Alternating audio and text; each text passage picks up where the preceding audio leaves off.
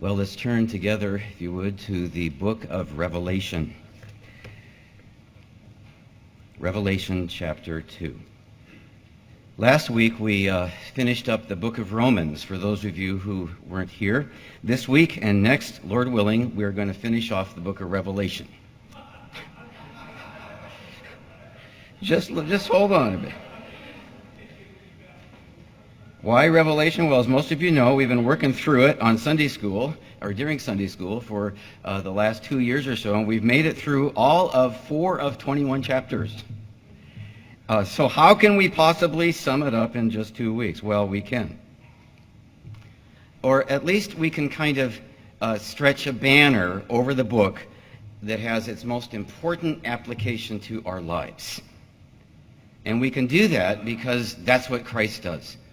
In this book. The author and the finisher of our faith, the author and finisher of the book of Revelation, who it's all about, the revelation of Jesus Christ himself, in a lot of ways stretches a banner over the book that will help us bring that series to closure too before we leave. One that can make all the difference in the world in life, no matter what you're going through. It's kind of a Cliff Notes version of the Christian life from an eternal perspective. We just read another parallel Cliff Notes version that has the same teaching from Paul in 2 Corinthians chapter 4, where here it is from the horse's mouth. We're going to see today that a Cliff Notes version of the Christian life from an eternal perspective, according to the Lord of the Christian life, boils down to this. It's a momentary life of labor in his power for an eternity of treasure in his presence. It's a momentary life of labor in his power for an eternity of treasure in his presence. In a lot of ways, that's the overall application to the book of Revelation. It's a promise that Christ himself gives to each of the 7 churches at the very beginning of the book in Revelation 2 and 3. It's a promise that he fulfills then at the end of the book in Revelation 21 and 22. And it's a hope that can really sustain us through, the book of our lives. And through all that he chooses in his sovereignty to write in that book. These 2 chapters at the beginning, Revelation 2 and 3, that has those 7 short letters, as you know, are more important than you might think. Which is why we spent well over a year on them in Sunday school, and we could have spent a lot longer. Why are they so important? Well, we spent a lot of time in seminaries and in Bible schools and in pulpits and in Bible studies studying, Peter's letters to the churches and John's letters and Paul's letters to the churches, like Romans and 1st and 2nd Corinthians and Galatians and all that. But we don't often spend much time at all looking at Christ's letters to the churches. At his final word to the churches. And in the Greek, the final word is the most important word that you'll find at the end of the Bible, the most important place in the Bible, in the book of Revelation. Which you'd think would be just as important, if not more important, than all the others, maybe even than all the others combined. Not surprisingly, these letters coming from Christ are deceptively simple, just like his teaching while he was on the earth. They're so deep, though, and so rich. And you could spend years on them. And so what I'd like to talk about today is what is by far, I believe, the most important thing to remember about the epistles of the Lord Jesus Christ to his church, to his bride. In fact, it's what the American church today most needs to hear. And to fully appreciate Christ's teaching, I'll need to tee it up a bit by putting it kind of in its American cultural context. What Christ teaches here is what you're least likely to hear in this land of what one man called smiley-faced, feel-good Christianity. Where we often tell people that if you become a Christian, God's going to magically wipe away all your problems, or at least they kind of have that impression. Too often, American Christianity confuses the hope of the gospel with the American dream.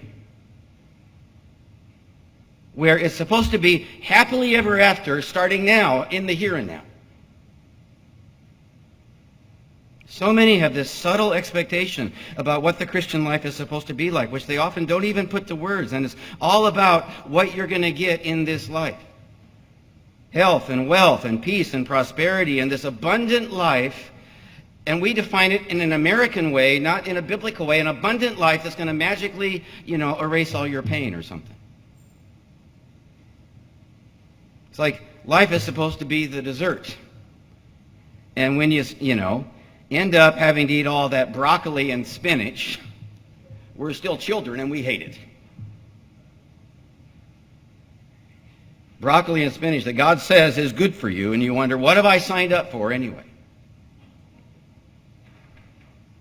It's the opposite of the woman who wanted to be buried holding a fork. Some of you probably have heard this story, but it sums up Christ's teaching here, just to give a bird's eye view before we jump in. She told her pastor that she wanted him to put a fork in her hand while she was laying in her casket so everyone could see it. And when he asked her why in the world would she want to be seen in her casket holding a fork, she said this: "In all my years of attending church socials where food was involved, my favorite part of it was when whoever was clearing away the dishes of the main course would lean over and say, 'You can keep your fork.' It was my favorite part because I knew something better was coming, like cake or pie. So I just wanted people to see me there in that casket with a fork in my hand, and I want them to wonder what's with the fork. And when they ask, I want you to tell them, Pastor, something better is coming, so keep your fork too."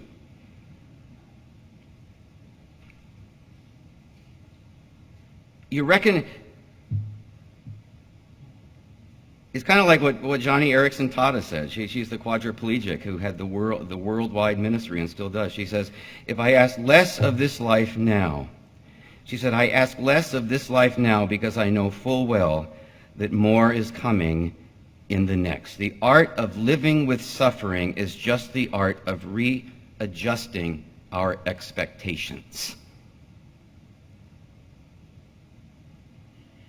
What both of these women are doing is this. They're going back to the teaching of Jesus. They're going back to the teaching of Jesus, which is what we'll be doing today. And what we're going to talk about today is by far the most important part of the instruction of the Lord Jesus Christ to his churches, and it reflects his teaching all through the church as a final word from Christ. And so important is this one word, a truth that we Americans maybe most need to hear about the Christian life, that Christ repeats it 7 times. He repeats it to each of the 7 churches almost verbatim. He repeats it at the very end, the most important part of each of the 7 letters. As we've seen again and again as we've gone through these letters, he leaves the most important thing for the last book of the Bible in his final letters to the churches. And he says the same thing at the end of each of them. The last thing he says to the first church, to the church at Ephesus, Revelation 2:7, as you'll read it, is this: to him who overcomes, I will grant to eat of the tree of life, which is in the paradise of God. And that's just the beginning. He goes on to say, to him who overcomes, 6 more times to each of the 6 other churches. He follows it each time with the rewards, different rewards that we'll be getting in heaven, that will brighten our glory if we overcome and don't just hold back and live for today. And in doing this, the founder of Christianity sums up the whole Christian life as an overcoming battle that will oftentimes feel like this overwhelming struggle, one that will demand your all, but it's going to be worth it all. Because it's a momentary life of labor in his power for an eternity of treasure and of pleasure in his presence. Now, we don't often talk about this much in the church. And so over the last 30 years as a pastor, I have met so many cynical Christians, wounded Christians, disillusioned Christians, backslidden Christians who were not warned about this. It's kind of like the fine print that no one ever reads when they sign up for the faith. So they think there's something wrong with them or something wrong with the Christian faith, that it's so hard. Because what they too often hear in the church and absorb from the culture is that if you buy into the faith right now, it's going to be all about what you get right now. And so you think, how could it be true if I'm not a satisfied customer? How could it be true if it's not this pill that takes away my pain? The silver bullet. If it doesn't provide instant gratification. Well, if you think about it, Christ teaches this whole life is just an instant. And so it is instant gratification, if you're patient. If you have an eternal perspective. It's just the blink of a life. Life is but the blink of an eye compared to the afterlife, when we will be satisfied customers forever. The best is yet to come, sooner than you might think. So keep your fork. That's the backdrop to these two letters. And Christ makes it very clear that it is, because 2 times in these 3 chapters, and of course we've not had time to focus on this, but 2 times in these 3 chapters he says, behold, I am coming, what? Quickly. How could he say that if it weren't an instant from an eternal perspective? And then 2 times in chapters 21 and 22, the other side of the banner, he says, behold, I am coming quickly. Don't go to sleep. I know it feels like an eternity in the blink of an eye, but it's the blink of an eye. So what are you living for?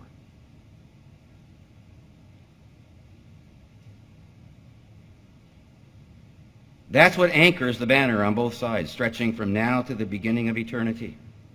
Why? Because compared to eternity, life is momentary. And what happens in that moment? Well, Christ couldn't have been more clear, and it's so important that we really need to let this sink in. So just listen to what he said to each and every one of the 7 churches. Revelation 2:7, with the church at Ephesus, he starts with the labor, to him who overcomes. And then he moves to the treasure. I will grant to eat of the tree of life, which is in the paradise of God.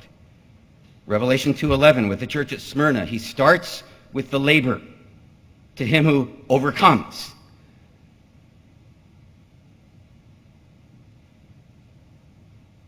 Be faithful unto death. That is overcoming. And then he moves to the treasure, and I will give you the crown of life. Revelation 2:17, to the church at Smyrna, he starts with the labor, to him who overcomes. And then he moves to the treasure, I will give some of the hidden manna. 2:26, Thyatira, starts with the labor, he who overcomes. Next word, treasure, to him I will give authority over the nations. 3:5, Sardis, starts with the labor, he who overcomes. And then the treasure, thus will be clothed with white garments. 3:12, Philadelphia, labor, he who overcomes. Treasure, I will make him a pillar in the temple of my God. 3:21, Laodicea, labor, overcomes. Treasure, I will grant him to sit with me on my throne. Do you think he might be trying to tell us something here? Might it be good to pay attention to it? It's just what we saw Paul said in 2 Corinthians 4:17, who summed it all up with one sentence. He said, this light, momentary affliction, overcoming, is producing for us an eternal way to glory beyond all comparison, treasure, pleasure, untold. What's wrong with me that life's so hard? Answer, you're in good company. You're not alone. At least if among true believers. Christ uses one word here to describe the Christian life for all the churches, in all the ages, and for all the Christians in all the churches. That it's the challenge of overcoming. In fact, it's what can sometimes feel like an overwhelming challenge of overcoming. of overcoming the sinful man, the flesh that we talked about in Romans 7, that's within you, and the sinful world that is around you, and overcoming challenging circumstances and relationships and many afflictions and persecutions and tribulations. There's just no end to it. And Christ himself teaches it, not just here, but in the Gospels. He said, if you're a true follower, a true believer, much of the Christian life is going to be a cross to bear. Take up your cross daily, he said, and follow me. A life to lose, a cost to count, a world to forsake. He who overcomes. So I think we have it on pretty good authority in this Cliff Notes version of the Christian life. A revelation from the Lord Jesus Christ himself that a good part of that life is going to be an overcoming battle. Now, you might be thinking, whoa. You mean there's nothing good about it all, in the here and now? Why even become a Christian? Well, of course, you're right. There's something very important and very good about it all, that's interwoven with it all, that's very important to add here, which is why Christ had John say the same thing at the very beginning of the book, just so we wouldn't miss what's good about it all. Just one chapter earlier, he added something to it, Revelation 1:9. He inspired John to add one more thing, which is most important of all, and so at the very beginning, from the get-go, beginning of the book, John characterized the Christian life in the same way that Christ does here. Revelation 1:9, he introduces himself as our brother and fellow partaker in the tribulation and kingdom and perseverance which are in Jesus, by which he means to say it's going to require perseverance through tribulation. But there's one more thing. John sums up the Christian life by saying that if you're really in Jesus, if you're really a Christian, if you're a true believer, a good part of your life is going to be three things and not just two. Tribulation and what's in the middle there? The kingdom and the perseverance. The middle word is what Christ has John add to the equation. That is, at the heart of it all, amid tribulation and perseverance, amid tribulation, what makes the perseverance possible is the kingdom, which is the rule of God over and under and through it all.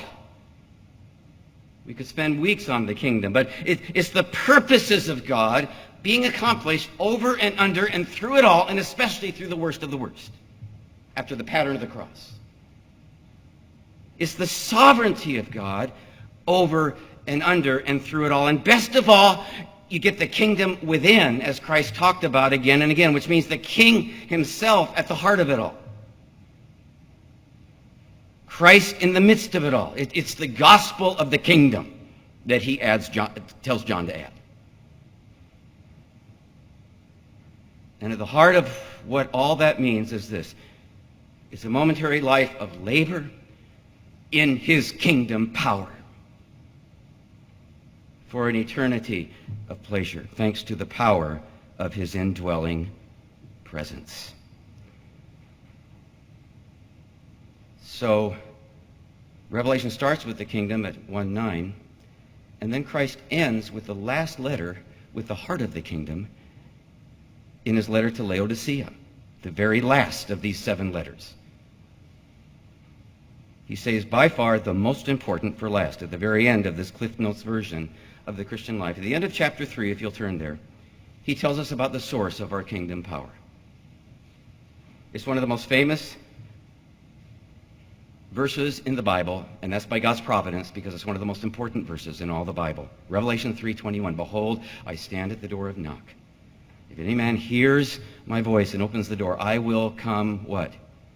Into him, and will dine with him, and he with me. And so here we have Christ within us, his power through all we suffer, especially as we dine with him, which means as we fellowship with him, as we're nourished by him and strengthened by him through his word on a daily basis, we can persevere through tribulation.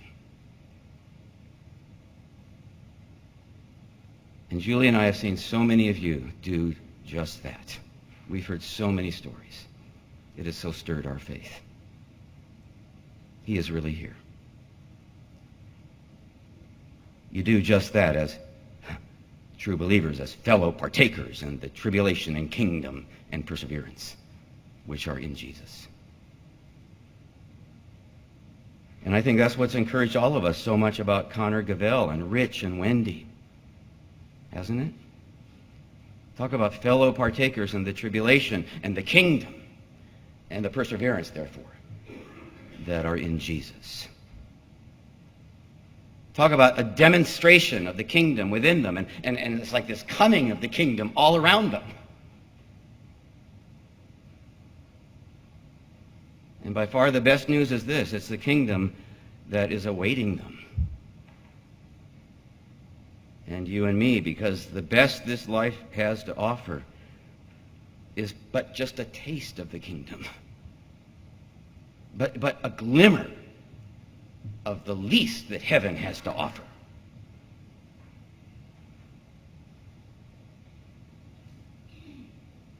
The hope of the gospel is not the American dream.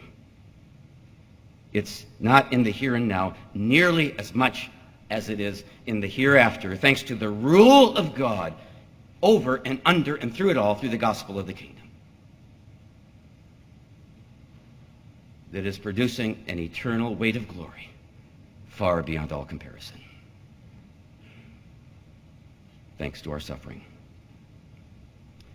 Which is where the other end of the banner is. One end, again, is here in chapters 2 and 3, and the other is at the very end of the book, stretching over all the tribulation that comes in between in chapter 21 and 22, which we'll look at next week. But for now, let me flesh out this teaching with 3 illustrations. First, Max Lucado put it this way in an article I just love that he wrote titled, "Make Friends with Whatever's Next." Are you ever afraid with what's next? Lord, and when is the other shoe going to fall? It's titled, "Make Friends with Whatever's Next." Listen carefully. Embrace it, accept it, don't resist it. Change is not only a part of life, change is a necessary part of God's strategy. But someone might ask, what about the tragic changes God permits? Some seasons make no sense. Do such moments serve a purpose? They do if we see them from an eternal perspective. What makes no sense in this life will make perfect sense in the next. And I have proof. You in the womb. I don't know if you remember this prenatal season. So let me remind you of what happened during it. Every gestation day equipped you for your earthly life. Your bones solidified, your eyes developed, the umbilical cord transported nutrients into your growing frame. And for what reason? So you might remain enwombed? Quite the contrary. Womb time equipped you for earth time. Suited you up for your postpartum existence. Some prenatal features went unused before birth. You grew a nose, but you didn't breathe. Eyes developed, but could you see? Your tongue and toenails served no function in your mother's belly, but aren't you glad you have them now? Certain chapters in this life seem so unnecessary, like nostrils on the preborn. Suffering, loneliness, disease, holocausts, martyrdom, monsoons. If we assume this world exists just for pre-grave happiness, if it's all supposed to be the American dream, these atrocities disqualify it from doing so. But what if this earth was the womb? Might these challenges, severe as they may be, serve to prepare us, equip us for the world to come? As Paul wrote, this light momentary affliction is preparing for us an eternal weight of glory beyond all comparison. And then he gives the New Living Translation of that verse. These little troubles are getting us ready for an eternal glory that will make all our troubles seem like nothing.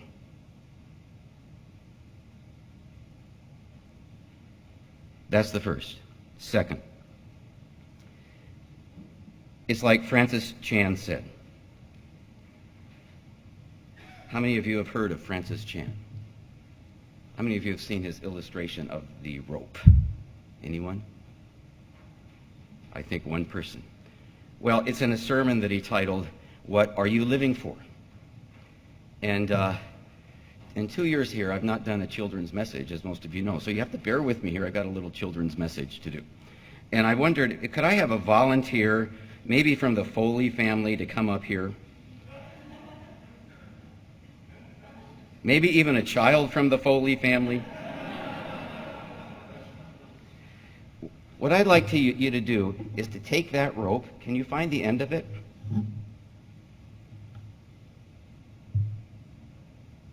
All right. And walk it around the corner and down the aisle as far as you can get, around the middle aisle. Take it to the middle aisle and then drop it when it ends. Good job. Almost there. Okay. Okay, you can stop right there, and then you can go and sit down for just a bit. Now, imagine this rope and pretend that it goes on forever.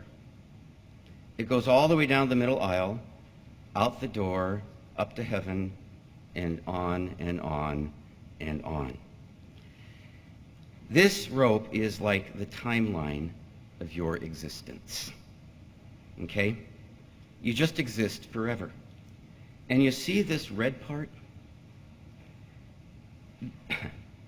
This would be your time on earth. It's just like a couple of inches. You've got a few short years here on the earth, and then you've got all of eternity somewhere else. This is your existence. And what blows me away is that a lot of people think that it's all about this red part, even though they know better. We can all get into that frame of mind. And it's so easy to be consumed with this. People who say, oh, I can't wait until here at the very end.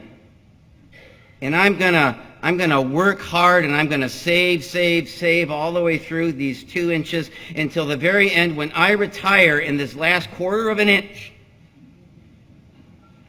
And they're consumed with that, and they're thinking, I'm going to travel, I'm going to eat well, I'm going to ski and bike and hike, which Christians in Summit County, up where we come from, are consumed with sometimes.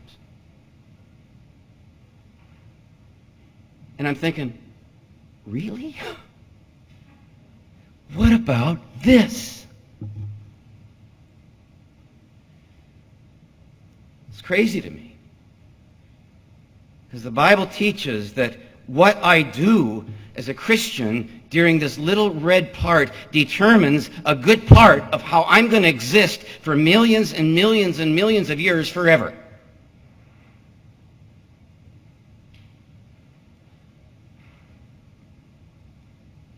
And it's through the doctrine of rewards, which is all through Scripture and integral to Christ's teaching in the Gospels. And so why would I spend this little red part trying to make myself as comfortable as possible? What culture have I bought into? This culture, this harlot culture of America, that's led the world astray, or the culture of heaven?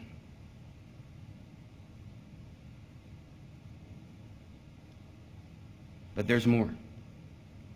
When Christ says that he who overcomes on earth, I will reward in heaven, and it's going to be quickly, he's saying 2 things. He's saying, 1, take heed. What are you living for? Wake up. At the end of the Gospel of Luke, he says, wake up 5 times. What are you living for? Have you given me your all? But he's also saying this, take care. Have courage. no matter what you're living through, is going to be worth it all. Because there's a banner over all the tribulation in the book of Revelation. The banner of the kingdom is over all the perseverance and the tribulation that are in Jesus. A banner that ends in heaven. That's the second. Here's the final, the third illustration. Maybe providentially is what Wendy Gavell said in her last email to us as a congregation that came in last Wednesday. And with this, I'll close. Talk about overcoming labor in his power. Talk about a demonstration of his kingdom by his power, which is why I told them that this message is dedicated to them, and especially to Connor. I can't imagine a better illustration and application of the banner that stretches over the book of Revelation. As many of you know, Wendy wrote this just last Wednesday. It's 4:30 p.m. this evening. I received the call we have been waiting for. The Pseudomonas is gone. Pseudomonas is this deadly infection that could have taken his life, but it's gone. And I counted 18 exclamation marks after the word gone. And it's all in capitals. The Pseudomonas is gone.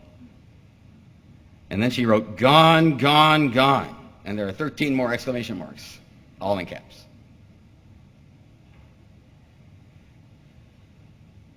Yeah, God doesn't just wait till heaven. This is the rule of his kingdom right now, including his kingdom in our bodies to bring us to health when he chooses to do so. In answer to much prayer. But look what happened just days before. She wrote, next word, when we drove away from the church a few Sundays ago, having just said goodbye to our daughter Catherine again and heading to the bus back to Boston Airport, I sobbed. And I did get her permission to read this, and so she said she sobbed. I miss the girls, I miss my friends, I miss my church, and I will miss my job. Oh yeah, there's persevering through tribulation. Even through the victories. The flight was bumpy and there were many ominous clouds. That's life. This is also life, listen. One cumulus cloud towered as far above the plane and below it as we passed by it on the right, but just beyond was a formation through which the veiled sun's rays radiated in stunning beauty. And it made me think of heaven. And for that time, nothing else existed. She gets it. That's the future for which we labor. Next word, when the plane touched down, it was back to work.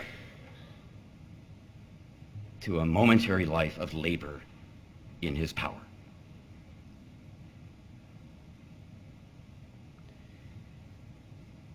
To which you can only say, let us labor for the Master. From the dawn to setting sun, let us talk about his wondrous love and care.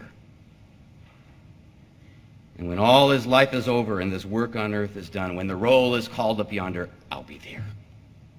That keeps me going. You'll be there, Connor. And in the meantime, you are a true soldier. As are you, Rich and Wendy.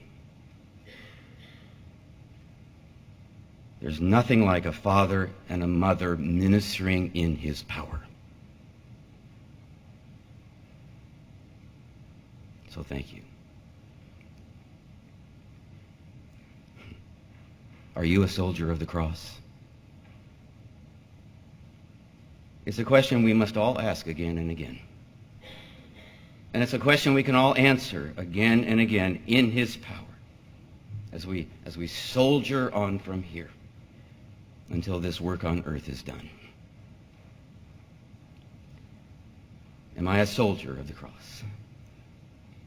It's hymn number 500 and 73, if you'll turn there. And before we sing, let me just read some of it.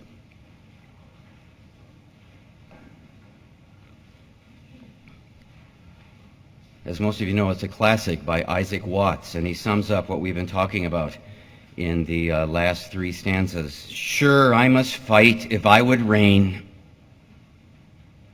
Got to do it. Increase my courage, Lord. I'll bear the toil, endure the pain, supported by thy word, even as his word supported us today.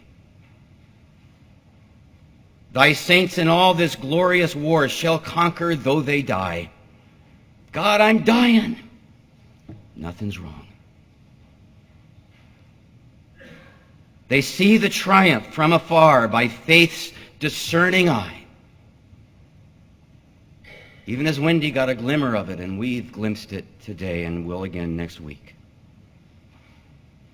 When that illustrious day shall rise and all thy armies shine in robes of victory through the skies, the glory will be thine, not mine, because you got me there. For thine is the kingdom and the power and the glory forever and ever. Amen.